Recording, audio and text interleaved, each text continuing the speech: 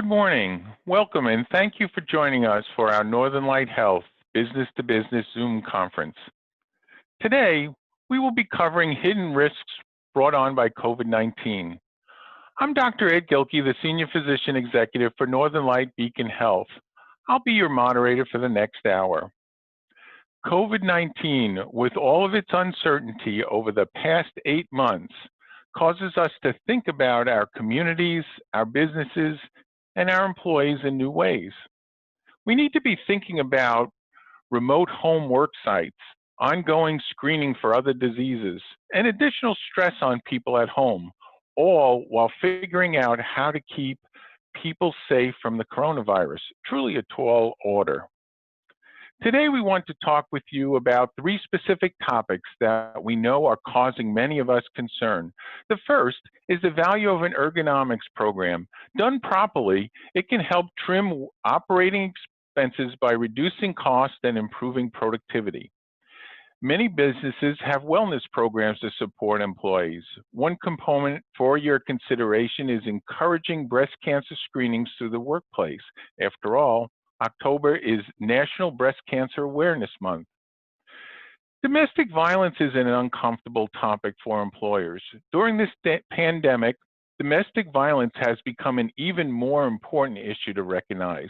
We'll introduce a model to help you intervene if you suspect one of your employees needs help. Lastly, an update on the latest information on COVID-19 testing and screening. Our panelists today are Morgan Mazie, an occupational health nurse and certified ergonomic assessment specialist at Northern Light Work Health. Dr. William Bradfield, clinical director of Women's Health Services at Northern Light Inland Hospital. Angela Felicia, licensed clinical social worker and manager of the Healthy Life Resource Program at Northern Light Acadia. Dr. Jim Jarvis, Medical Director for Clinical Education at Northern Light Health and our COVID-19 Response Incident Commander Medical Leader. Before we get started, I will read our legal disclosure. The coronavirus pandemic is an ongoing, continuously evolving situation. Northern Light Health encourages everyone to follow federal and state governmental guidance and mandates. Northern Light Health does not know the particulars of your situation, so the information presented today is general in nature and is based upon Northern Light Health's own experience, which may or may not apply in your specific situation, and which may be revised as we learn more about the coronavirus. Accordingly, following any guidance Northern Light Health presents today in no way guarantees that you, your employees, and/or your customers and clients will not contract or spread the coronavirus. A reminder, this hour is for you. If at any time you have a question for one of our panelists, please use the chat function. I'll keep track of your questions and have our speakers respond. Also, I hope each of you will take a few minutes immediately following our hour to answer our quick 5-question survey. Your input directly affects our topics and helps guide our future conferences. Let's get started. First, our panelists will share useful information from their areas of expertise, and then we will have questions and answers. First, Morgan, thank you for joining us. As an occupational health nurse, you're seeing the important role ergonomics plays in keeping our employees safe. What are some of the things businesses need to do to implement the program? Morgan? Good morning. Thank you so much for having me. Ergonomics sounds like such a catchword, doesn't it? A chair is better if it's ergonomic, but what does it really mean? So as you can see on the slide, the word comes from Greek ergon and nomos, law. So we might call it the study of the laws of work, or the Oxford English Dictionary states the study of people's efficiency in their working environment. So when I, as a certified ergonomic assessment specialist, I apply that study to building human-centered design. So the workspaces are optimized for our employees, not the other way around. In March, we were really challenged like never before, and employee ergonomics were dramatically impacted. One Friday, I was reading for the first time about this social distancing.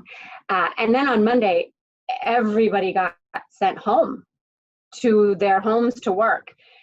And employees went from their adjustable workstations, a nice office chair, to literally doing their job at the dining room table with a kindergartner. The new workspaces were not human-centered. They weren't working for them, and it quickly started to take a toll on the workforce. So I'll tell you what that looked like at Northern Light. Within the first week of shifting to a remote workforce, the work health started seeing patients with musculoskeletal pain and discomfort attributed to their new work conditions. Due to COVID-19, work health had suspended our ergonomic assessment services, so I couldn't go visit someone in their new home office. The best I could do was make suggestions based on general guidelines for proper ergonomics, but it soon became clear there had to be a better way. With COVID-19 restrictions, we needed to approach ergonomic assessments for remote employees differently. The system quickly pivoted to offer telehealth services, and work health included ergonomic evaluations in that plan. So I have done nearly 200 ergonomic evaluations in the last 2.5 years, and I have been present and hands-on for all of them. Measuring, moving things, sometimes breaking things, disconnecting phones, but ultimately creating better designs to fit the job to the person. And now, all of a sudden, I was at the mercy of a phone camera in the hands of the employee. Or sometimes we had boyfriends and mothers measuring the chairs for me. And it was tricky, but I started to see patterns. And I was seeing a lot of wrist and low back pain, which made perfect sense when I saw the tabletops that were too high, people leaning their wrists and forearms against the edges of their dining room table or a kitchen counter, chairs that were meant for dinner, not sitting for 8 hours at a computer. People were really just using what they had, and it was causing real problems that make workers' comp insurance companies very nervous. So a sore back and a crampy wrist can turn into a serious work-related injury, and that can cost a company thousands of dollars. So we know from the Bureau of Labor Statistics, this is from 2013, that musculoskeletal disorders accounted for 33% of all work injury and illness cases. And that is big money. As you can see from this next slide, carpal tunnel, for instance, one case of carpal tunnel is estimated by OSHA to have a total cost of $64,852. Additionally, a simple muscle strain has an estimated total cost of $69,000. And some of those costs are really obvious, right? The cost of medical costs, an indemnity, a surgery, those kinds of things. But some are more insidious. And those are the indirect costs that we don't think about necessarily. But as you can see, there are a number of them. Obviously, overtime, replacement, turnover is so expensive, hiring someone new, but morale issues also lead to reduction in productivity, maybe more turnover, and those kinds of things when you're being asked to cover people who are out and to do, maybe take on more tasks. And also, nobody likes to work in pain. And people talk about the pain they're in. When we're not on site, we might be missing that. We might be missing hearing about someone being uncomfortable because they're at home and they're kind of isolated. So the covering the cost of that for a business might mean $2 million in sales for just one carpal tunnel injury, but they're 100% preventable. Accidents happen, but this kind of thing that we're talking about, ergonomics, these tasks, how somebody works in their space, those can be optimized. And as a certified ergonomic assessment specialist, I use this pyramid to figure out what can we do. So you can eliminate a hazard altogether, and that's obviously my favorite. It might just mean getting a new desk, or we get rid of the keyboard that's not working and get one that's better. Maybe it means automating an awkward human task. We see this maybe more in manufacturing. And we might need new equipment or new software. Sometimes that's cost prohibitive. So then we start laying out options. We look at costs versus benefits, and we move down the pyramid to look at all the limiting controls and work with an employee in a company to come up with some of those big picture solutions, or maybe just small scale interventions. Maybe employees just need to rotate their tasks so that not one person is taking on all of the repetitions of a certain task. Sometimes, and that would be called an administrative control. So investing the time and relatively small amount of money for an evaluation or education or a new chair, it's really going to pay off in the end. Just because these injuries might not be happening now in the workplace doesn't mean they aren't work related. And they really are a serious concern for that remote workforce. So being proactive, engaging your employees in their new environment early on with an ergonomic workstation checklist. Northern Light has something to go through anytime someone's in a new area. Maybe an educational offering to help people self-evaluate. Or, as we've been doing, a one-on-one individual Zoom session where we can see what's happening in real time, make some adjustments, and potentially save thousands of dollars for your business. If you have any questions, please use the chat function, as was stated in the beginning. And I really thank you for your time today. Thanks, Morgan. Next is Dr. William Bradfield. It's a pleasure having you join us. When businesses think about wellness, they're often thinking about physical activity and nutrition. Of course, there really is a lot more to it. How can we help encourage a broader conversation with a focus on breast health? Dr. Bradfield. Hi, well, thank you and good morning, and thanks for having me. It's as Ed mentioned earlier, this is October, which is Breast Cancer Awareness Month. So a perfect time to be talking about the importance of screening for breast cancer. Many people know that breast cancer is the second leading cause of cancer death in the United States for women, second only to lung cancer. It's estimated that 42,170 women will die from breast cancer in the United States in 2020. And many times breast cancer is discovered because there is a symptom. But what I really want people to take away from my talk today is that by screening, we can pick up breast cancer before that symptom develops. Before a woman comes to my office with a lump in her breast, if we can encourage our patients to have their screening mammograms, we can oftentimes catch it much earlier. Breast cancer is clearly easier to treat when it's discovered earlier. It's estimated that in the United States, by the age of 75, 1 in 8 women will develop breast cancer. So finding the disease before symptoms start is critically important. As a matter of fact, a mammogram can pick up cancer about 1.5 to 4 years before a symptom develops. So before that lump or bump or mass develops in the breast, a mammogram may pick that up a good 1.5 to 4 years sooner. So it's so critical to have the screening test to find the disease before symptoms develop. Screening clearly is important. The financial impact to your employees. If we can pick up breast cancer sooner, patients can be treated more quickly and they can return to work more quickly. Patients with any kind of cancer, whether it's breast cancer or other cancers, they want to be treated early, they want to get back to work, they want to be productive. And so encouraging your employees to have their screening mammograms will be beneficial to all of the employers.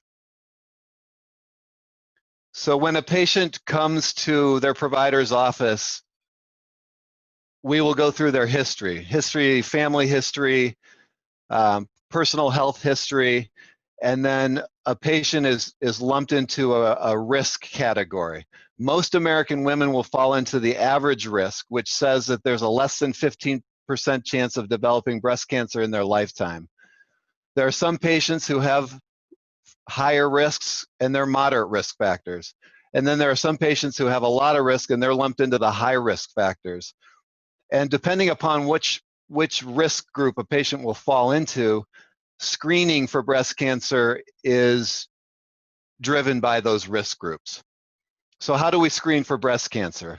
Well, the mammogram is how we do it. And a mammogram is a very low dose of radiation, lower than a standard chest x-ray.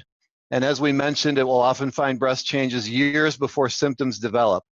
It has been clearly shown that having a mammogram reduces the risk of dying from the disease, from breast cancer, by 25 to 30%, if not more. Let me talk a little bit about the types of mammography that are out there because it is a little confusing. You know, mammography started probably in the mid-70s, and it started with plain film mammograms. So the typical x-rays onto a film, and the film would be seen by the radiologist. Pretty much every place in the United States now has gone to digital mammography. So the standard digital mammogram is the 2D mammogram, which basically converts the x-rays to a digital signal, and then those images can be sent directly to the radiologist's computer screen, which is really nice. So most every center in the United States has 2D mammography. It's not to say that the plain film mammography isn't good. It's still very good, but it's rare that there's going to be a place that even offers that. The newest thing is what we call 3D mammograms, or breast tomosynthesis. Most of the facilities within Northern Light Health are offering 3D mammography, and all that is it just, the x-ray device is sort of moving and it shoots different images from different angles, and you get a 3D image. And it has been shown that the 3D images pick up breast cancer even better than the 2D images. But the bottom line is any of these three modalities are good, and any of these are better than not doing it at all. So that would be that. So when the coronavirus pandemic first started, hospitals and facilities were limiting their access to mammograms and to the mammography suite. But that has changed. Everybody is back in business, and we are making sure that your employees, our patients, are safe when they come here to get their mammograms. Everybody is being screened at the front door. People really aren't allowed to have visitors, or maybe one visitor when they come for their mammogram. Everybody is given a mask. In the waiting rooms, the chairs are 6 feet apart, and everybody's wearing their mask. Hand sanitizer is all over the place, and our equipment, like always, is sanitized all the time, in between patients all the time. So, you know, my take-home message is that it is really safe to go back in the water in terms of screening mammography. Encouraging your employees to have their mammograms done will go a long way to help not only prevent breast cancer, but if breast cancer is developed, have it treated early and have survival be significantly greater, and keep them in the workplace and keep them happy and healthy workers in your businesses. So thank you very much for inviting me, and I'd welcome any questions. Well, thanks, Bill. I can't emphasize enough how important that message that you just shared is with everyone. While we've been pretty much consumed with COVID for the last 6 plus 8 months almost now, let's not lose sight of the ongoing health care and all the things we can do to keep people healthy. So thank you. Angela, it's always a pleasure having you with us. Today's topic is one we really need to spend some time on: domestic violence. This topic makes many of us uncomfortable, and yet, during the COVID-19 pandemic, it has become more common and therefore more important than ever for us to have the tools to intervene if we see an employee suffering. Please offer some guidance. Angela?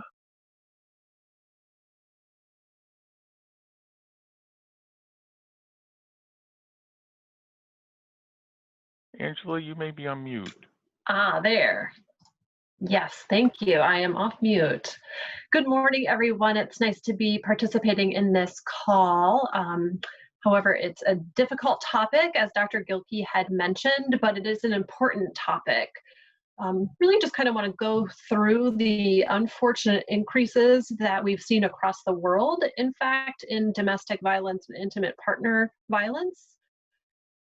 You can see that no country has been immune to this increase across the globe, which is very distressing.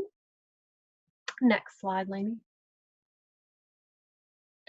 A bit closer to home, data has been collected and compared with the number of calls from this year compared to calls from last year in regards to domestic violence. And you can see this dramatic increase across the country, up to 26% of an increase in Alabama to 10% in New York. Again, very disturbing and distressing statistics across our country. Next slide. And then, of course, much closer to home, right here in our own backyard, Maine even has seen this dramatic increase in domestic violence reports, going up 40%, in fact, from March of 2019 to March of 2020. So very distressing. More stress that everyone's experiencing. Those folks who might be engaging in abuse maybe have been laid off, had lost work. Those additional stressors are piling on folks. Maybe some of those victims are home more frequently with their abusers, not getting that respite that they maybe would be getting if they're going off to work. So this increase is certainly runs the risk of becoming yet another pandemic, just of a different kind. So I really want to go through some workplace warning signs, because it's more important than ever before for us to really pay attention as employers as to what some of those potential signs could be. Job performance changes could absolutely be a potential sign of violence that an employee might be experiencing. Absenteeism, frequent lateness. If an employee is particularly reluctant to leave work, that could certainly be a red flag. Requesting special accommodations, particularly if they're stating things like, my partner, my spouse won't let me work into the evening or won't let me work early in the morning. If there's an unusual number of calls that an employee might be receiving from home and then they have a particularly strong reaction, and then certainly a huge red flag would be any kind of disruptive personal visits to work. There are also some of these emotional and physical signs that you might see in the workplace as well. Sometimes victims, survivors of domestic violence will minimize some injuries. They might often attribute to injuries as just being clumsy. Oops, I fell, I ran into the wall. That's really just a form of minimization and sort of trying to push off responsibility onto themselves to sort of distract from what's really going on.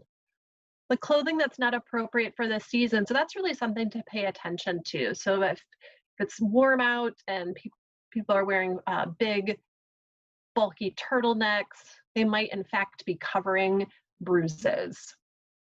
Any minimization of any kind of harassment or injuries, and any isolation that you might be seeing from employees could be really some red flags that we want to be paying attention to. So these things are all very distressing. We can, as a group of employers, really be on the lookout for these signs of abuse, and then we can in fact do something about it. So this can also feel like a very difficult topic to talk about, but I want to share a pretty easy, doable option for any employer or coworker to utilize to connect with a person that you might be concerned about. This is actually a model that was developed by DuPont. It's a free model. It was actually given to the American Psychiatric Association specifically for workplaces, so for use in the workplace. Super easy model, it's just I see you. So literally means I'm just going to identify the signs that I'm seeing of concern. I'm going to connect with that person. And then the U simply stands for understanding the path forward together. And really all that means is I'm going to connect with my coworker, my staff member, and I'm going to get them connected to a resource. So let's actually look at an example here to really see how this might play out in real life. So we've got a worker named, I'm calling her Jenny. So Jenny's been arriving to work lately more and more often. She used to be that very first employee in the door, right? Like that person who's turning the lights on, getting the coffee going. She used to also be in the break room. So you'd be able to kind of see her, chit chat, say hello, have some contact, just sort of general niceties. She no longer is going into the break room. We're not able to catch up with her. And then of course you notice that she's sort of changing her attire. So she's wearing a bunch of turtlenecks, baggier clothes. So something just seems a little bit off. She seems really tired, maybe not as sort of up to her usual speed that you're used to sort of seeing Jenny. So here's an opportunity for you all to sort of chat in. What are some of the potential warning signs that you can sort of see from our little vignette here with Jenny? And then also, are there any ways that you can think of that you might be able to utilize the ICU model?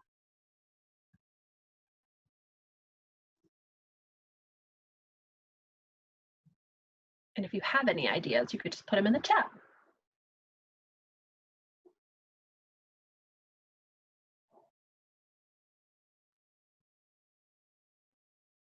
It's a pretty challenging topic to discuss and even think about. You know, so I think I'll just sort of put together for folks too, right? So that these are changes that you're seeing from our fictitious employee Jenny, and that's some of the challenges that you might want to address. So I've got someone saying, use I statements to express empathy, to identify some changes you see. Yeah, that's great. And what if Jenny is working from home? Yeah, that's a really good question, right? Because Jenny could be working from home. You can still actually utilize this exact same model if Jenny's working from home, right? So even if you're noticing that the engagement from her is different, you might still say, gosh, Jenny, I'm noticing you're just engaged a little differently. I'm concerned. Can I get you connected to EAP, human resources, someone that might be able to help you figure out what's going on? Real quick, simple, easy way to do that. Thanks for the folks that chatted, that's great. I do also want to offer, and I know these slides always go up online, here are some resources that employers can use across the state. There is the statewide hotline, and then different regions have different domestic violence services, and there are some contact information from those as well. And of course, we can take questions at the end also. Well, thanks, Angela. You know, I see Lori shared with us I statements are fairly helpful as well. And I think that sort of Agreed. personal touch really brings the empathy to it. Thanks, Lori. Agreed. Great. Thanks, Angela. Dr. Jarvis, our trusted COVID-19 medical advisor. No matter the politics, we know COVID-19 can affect anyone and everyone. What's the latest on COVID and testing? Jim? Well, thank you, Ed, and again, thanks to the rest of our speakers. I learned so much during these sessions myself, and I imagine it's got to be helpful to those of you that have tuned in for this webinar.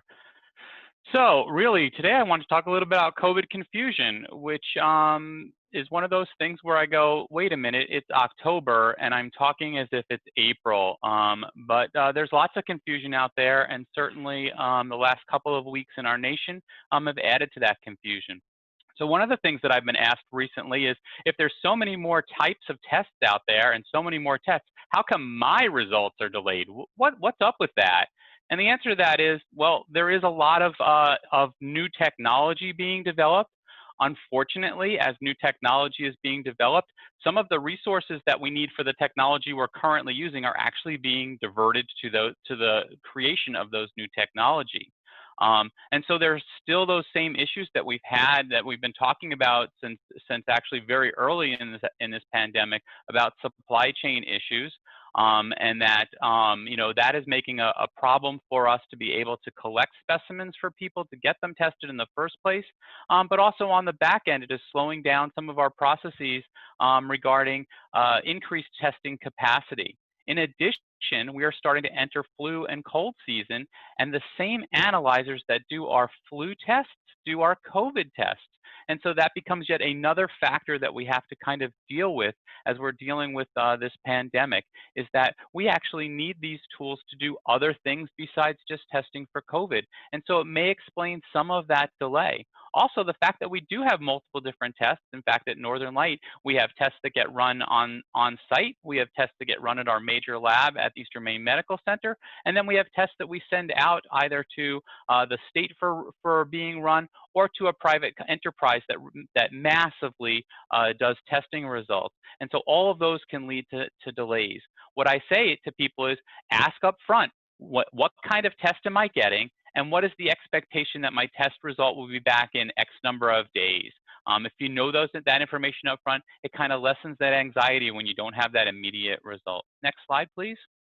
So what about screening? What was all this chaos that was surrounding the White House, who supposedly had the best screening measures in place in order to protect the president and his staff and key individuals in and around our government? Well, a lot of that chaos really had to do with people letting their guard down. First and foremost, the screening test that they were using was what we call an antigen test, or that rapid test, the test that gives you a result in minutes rather than hours. That test was never designed to be used for people who don't have symptoms. Its purpose was for people who were early on in the phase with symptoms to be tested in order to know that we needed to wear all that normal personal protective equipment to protect them.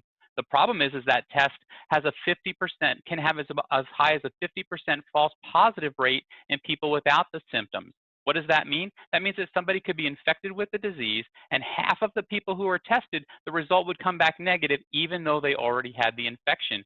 And that's kind of what we believe happened here if we follow the timeline.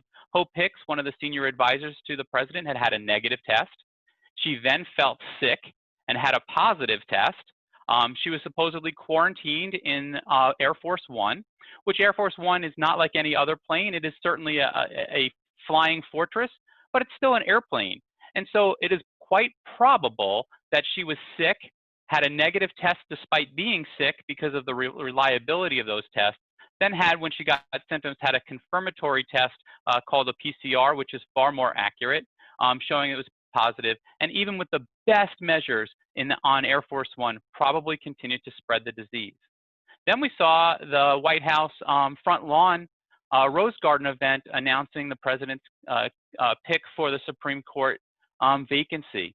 During that, we saw some people wearing masks, but very few people were. And despite it being outside, they did not follow that 6-foot distance rule. In fact, we saw people hugging each other, coming in very close contact. And in even one shot, I noticed that people were actually reaching off the same serving tray for food. Things that we have been saying from the very beginning are things you absolutely cannot do during this pandemic. So despite the very best efforts they tried, they let their guard down and started to not do those basic things. And that's a warning for all of us, and especially for you in business, that, yeah, you start to feel comfortable with the people around you. They're your friends. You're close to them, and they don't seem sick. So why do I really have to wear my mask? Well, the reason is we don't know who has the infection and who doesn't, and it can be very easily spread. So what's my advice? My advice is let's let the noise kind of quiet down. There are still things we can do to protect ourselves. If we wear those face coverings when we're out in social gatherings, if we wear those face coverings when we're inside and working with people who are not in our household, if we remember to wash our hands and remain 6 feet apart, these are the things we can do to help mitigate that risk and lower the tone, and more importantly, lower the virus. Next slide, please. So very quickly, I just wanted to say that across Northern Light, we have plenty of places that people can get tests. And I wanted to point out that in Bangor, we moved away from the site out by the Cross Center in Bass Park and moved over to the airport. And there's a great picture of what our facility looks like. We did that to protect our staff as well as our patients who need to come through to get swabbed because this is a hard facility and it's protected against the environment. And you can see other locales where we have that. Almost all of them require a scheduling. And so on the next slide, you can see where you can get more information and have contact where you can find out more information about how you can schedule those tests. And with that, I'll turn it over to Ed and we can answer some questions. Well, thanks, Jim.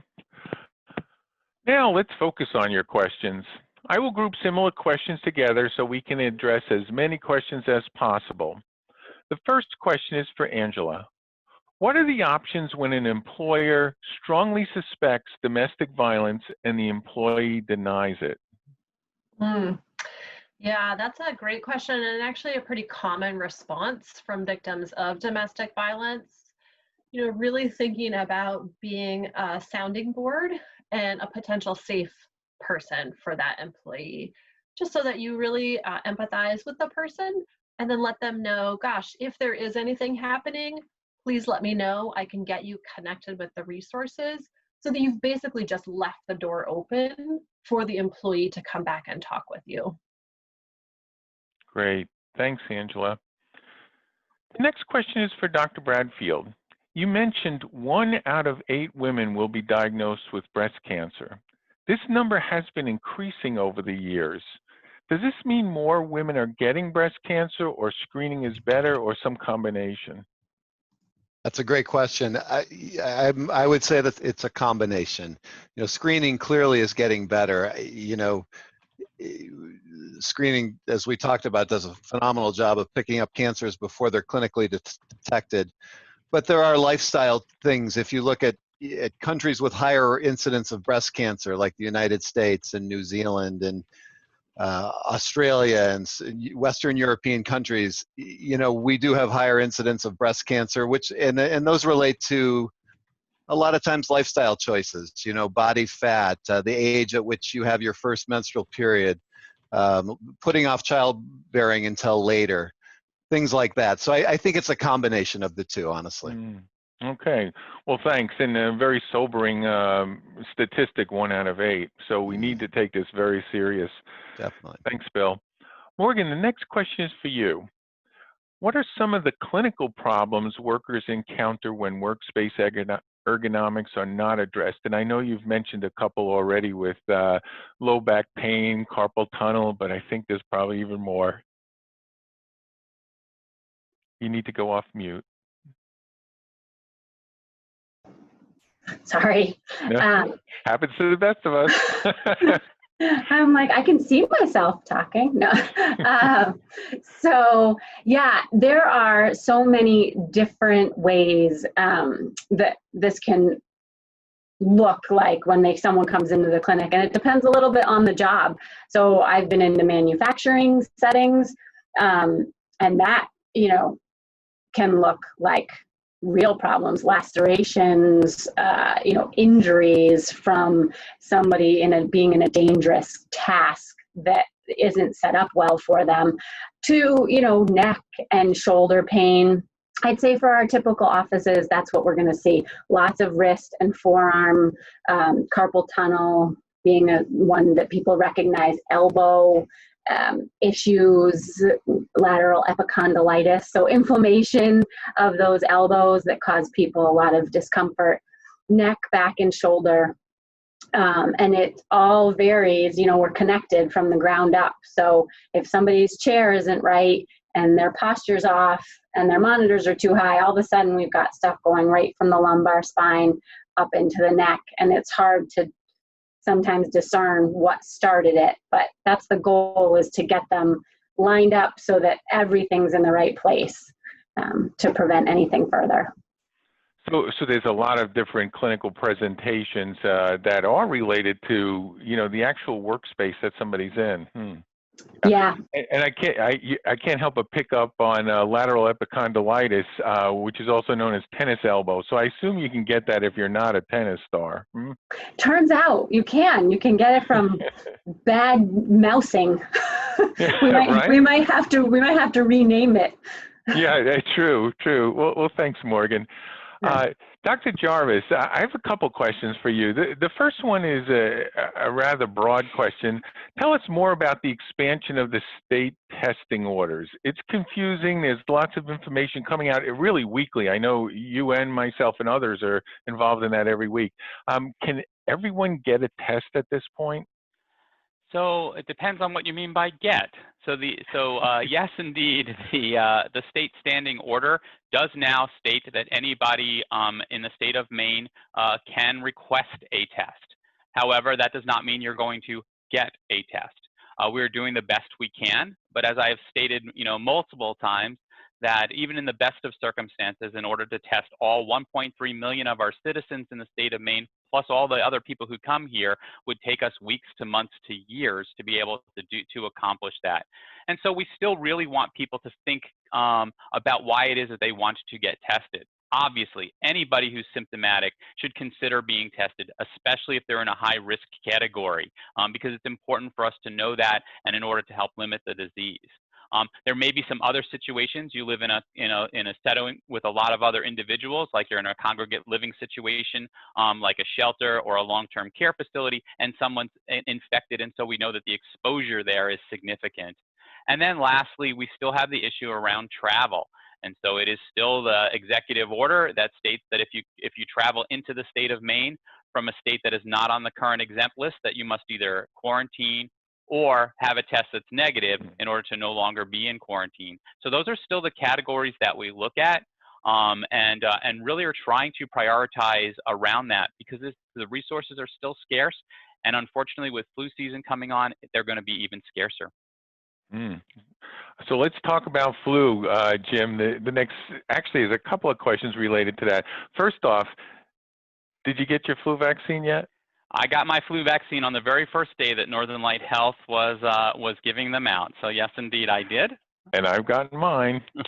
Okay, so a couple of flu-related questions. I'd like you to comment about getting the flu vaccine when we're masking anyway, but let me throw a couple of them at you so you can just kind of cover them.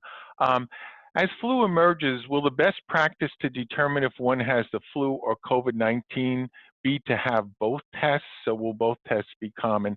And I'll let you answer those two, and then I'll have one more follow-up series. Good. So I'll answer the second one first, because it's the easier of the two to describe. The answer is yes. We feel that because of the overlap in symptoms between COVID-19 and influenza, we'll have to test for both of those. Thankfully, companies are developing tests where on a single nasal swab, we can test for both COVID and for influenza, and both strains of influenza in particular. And so that's a good thing. The bad thing is that they just can't generate enough of those tests right now to cover what we feel the needs are going to be in the coming months. We are hopeful that they will be able to ramp up supply, and that Maine, despite having a low prevalence of COVID disease, typically has a high prevalence of influenza. And so we want to make sure that we get that allocation and it's not sent to a state because another state has a high level of COVID-19. As far as the vaccine, absolutely you have to get the vaccine, unless there's a strong medical reason not to. Again, liken it to some of the other examples I've given in the past about driving. It is not enough to just get into a car and put your seatbelt on. Initially, we just had lap belts. Now we have lap belts and shoulder belts, but you also have to have those airbags. Every single piece of that helps to protect you in the event that you get into an unexpected accident. And so the same thing here. While we think masks will help keep the spread of influenza down, they are not the end-all be-all of protection. Vaccine, however, is an important part of that protection. And so all we're asking for is to get that vaccine. That lowers the overall amount of virus that's out in our community. And so that helps those masks to work a little bit better or be more protection for us. So this is just another layer of safety. You want to do all of those. It's socks and shoes, not just socks. A couple of great analogies in there. Appreciate that. And I'll re-emphasize a piece of this. So normally, Northern Light Health as a system targets everyone getting their flu vaccine by mid-November, November 15th. We typically choose the date. This year, we're targeting October 31st to be completed with everyone on our staff to get their flu vaccination. I'm certainly working on my wife at home to get hers done too. So I think we need to emphasize that strongly and help us sort through what we're expecting over the coming months. I have one more series of questions on flu since we're on that topic. For those employers doing screening of staff and consumers coming into our facilities, should we be changing our screening questions? How do we continue to keep our employees and consumers safe and differentiate between the two viruses? So Jim, you kind of touched on that, you know, I draw the conclusion that we're not going to be able to differentiate the two viruses based on the symptoms, but maybe you can elaborate just a little bit more on that first part of the question about changing any screening Yeah, questions. Ed, you're spot on. Again, the symptoms really overlap. I will say influenza probably causes more muscle aches, those really stiff pains, and coronavirus probably causes more GI, diarrhea, nausea, vomiting symptoms than influenza. But we know that both of them can cause both of those things. They certainly both can cause respiratory illness, and they certainly both cause fevers. And so because of the overlap, it would be too difficult to diagnose. You know, even as myself, who's been you know, educating himself daily on things with COVID, I wouldn't be able to tell the difference between influenza and COVID just by symptoms alone. And so that's why testing is important in those individuals to help differentiate whether they have influenza versus COVID. And it is important. We do have treatments for influenza. Currently, unfortunately, for mild symptoms of COVID, we have no care. And truthfully, we have no proven treatment for COVID, despite what maybe we hear out in the media. All of those things are experimental and continue to be worked on, and we need more knowledge. Great. So our recommendation would be not to change the screening questions that we've gotten used to with COVID, because they are pertinent for flu as well. And the bottom line is, stay home if you have any kind of symptoms. I mean, that's the real key. And that's the key for employers, is that when your employee says they're not feeling well, you don't want them in your workspace right now. And I think as more of us have really embraced working from home, for somebody with mild symptoms, they may still be able to be productive, just not in your workplace, but at home instead. Yeah, well, thanks, Jim. I have a question for Morgan. What are the key physical issues an employer should consider for an employee working from home? And so just a little more context to that. It's very easy for us to be in office settings and think in terms of those office settings. But when people are at home, they maybe not have a full-fledged home office, and there's other issues to consider. So if you would address that. Yeah, I think that's a real issue right now. There's a tendency to say, oh, I could sit on my couch with my laptop and do my work suddenly. And while that may seem really comfortable for 10 minutes, maybe even an hour, your body is going to pay for that ultimately. So I think employers doing a little bit of education, you know, if their employees are home already, or if they're going home, providing some bullet points of what we're looking for. Ergonomics is not rocket science. Don't tell anyone, because, you know, I'd be out of that part of my job. But it's some pretty key things about keeping your body in a neutral position, keeping your work in your power zone, which is what we consider to be shoulder to waist. You know, keeping your tasks close to you, so there's not a lot of awkward postures. You're not reaching and elevating and lifting things above shoulders or below knees. And those things are, you know, fairly easy to lay out and give to an employee and say, here, set up a workstation, you know, maybe with what you've got. Maybe they'll need to go and get a new chair, get it set up with the tabletop they're using. Ideally, they'll have some equipment that is adjustable to work from, but looking at those guidelines and helping their employees with, this is what's going to optimize your workspace and your body. So you really have to think of it in maybe a little bit different ways, it sounds like.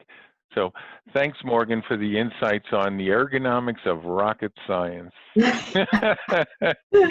So Dr. Bradfield, Some women are higher risk for breast cancer because of their history. Coworkers and employers may learn important information in everyday conversations. Tell us about clues in a woman's family history that suggests she may be at higher risk and therefore reinforce the idea of screening for breast cancer. Sure. Yeah, another great question.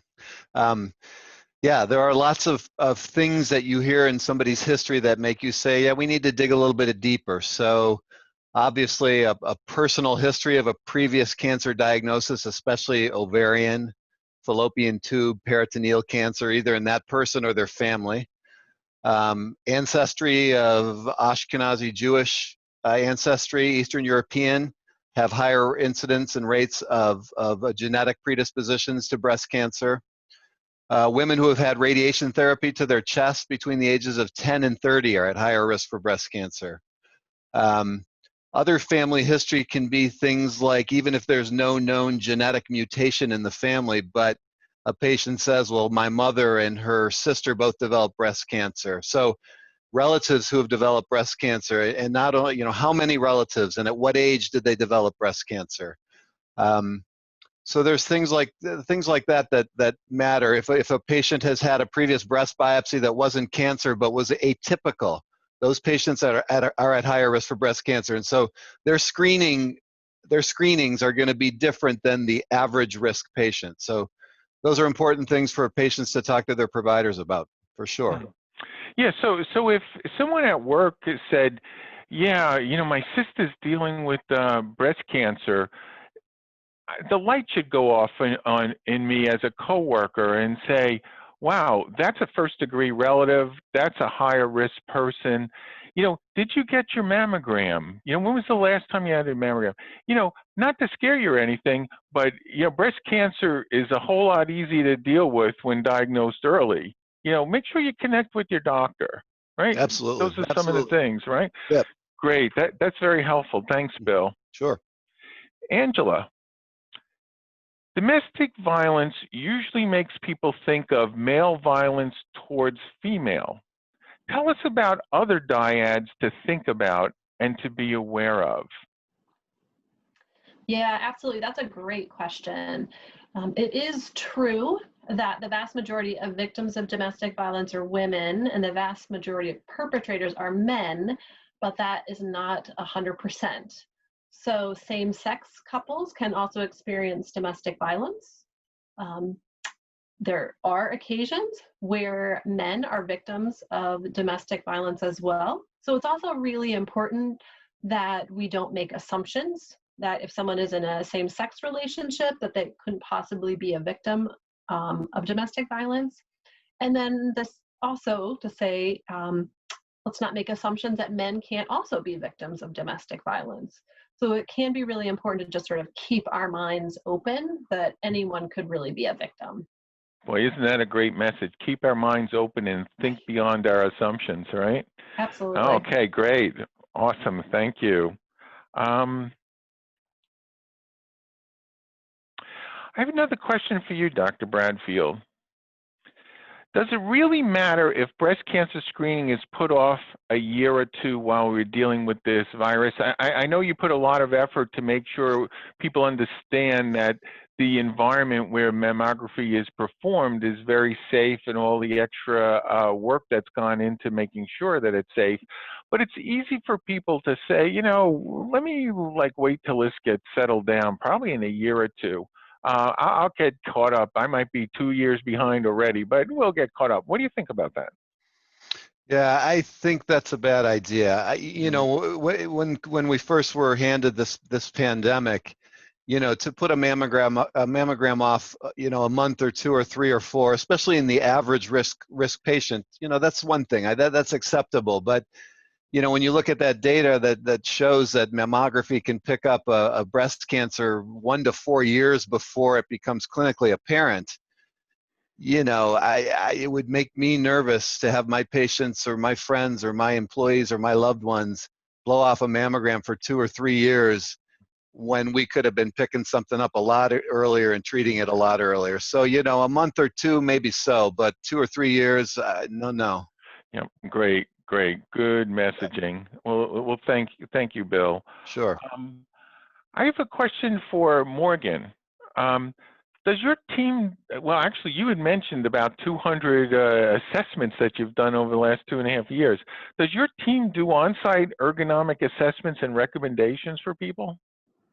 Yeah, we sure do. So those 200 have not just been Northern Light Health, though I have been to a lot of various practices around the system.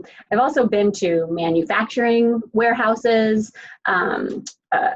There we have some clients out in this area with, big companies with a lot of different workstations doing really hard manual labor. And so we've gone on and done sort of mini assessments of all the stations to say, what can we optimize? What can we make better? Can we let this person sit down while they're doing this job? Sometimes, it's as simple as that. And we have an athletic trainer in our program who works with a couple of the big companies, and he's right on site doing similar. He's also a certified ergonomic assessment specialist, looking at those jobs that can be made better to the person. It's really doesn't serve anyone to make somebody reach and stretch to do the job. Let's bring the job to the person. Great. So real expertise available. Thank you. Yeah, and now that we have Zoom, our options are really boundless. Yeah, actually, that is a good point. Angela, this question's for you. Often victims feel like there's no way out. Is a throwaway phone a useful suggestion? That's a great question. It could be, yes. One of the things that I would definitely refer folks to is if you've got a specific concern or question about a specific situation, maybe such as that, Dr. Gilkey, where you might say, gosh, I'd love to give my coworker this throwaway phone. Any of those domestic violence hotlines can actually just be called, and you can ask them questions and then really kind of go through specific scenarios and see what they recommend, because that could certainly be a good option. Great. It could depend also. Great. Well, I'm going to try to squeeze in one more for Dr. Jarvis. You talked about the rapid test and the regular test. So the rapid test, we can actually get in a matter of minutes, and the regular test generally takes about 24 hours plus, right? But what about the results that come out of those two? Just to reinforce that thinking a little bit more, and we have about 30 seconds to a minute. So clearly the PCR test, which is that one that takes time to be run, is a much more accurate test, both in terms of predicting who doesn't have the disease and predicting who does have the disease. Those rapid tests do not use the same technology, and therefore are subject to error. That error goes away when the person has more symptoms. Why? Because they're probably shedding more virus, and so therefore can pick up more of the viral elements that they test for. And so I think it really needs to be, you need to think about what the clinical scenario is and why you're doing that. While many people are using that rapid test for screening, probably not the best use, probably better to be used in those situations where people have symptoms or you're screening for when an outbreak has occurred. Great, thank you. That's very helpful. Oh boy, I have still a lot more questions to ask you guys, but unfortunately our hour is coming to an end, so thank you all for joining us. I hope this hour has been a help to support you, your employees, and our communities to safely stay open. Just a reminder, we will be emailing you a survey right after our conference. Please be sure to give us your feedback so we can continue to provide relevant information. Our next session is on October 22nd. We will offer you several targeted topics and a comprehensive update on all things COVID. The topics will include, what does resiliency look like? The science behind a COVID-19 vaccine and what to expect, anticipating and supporting mental health issues, and then under our catch-all of COVID-19, we'll focus on updates and an update on testing and screening.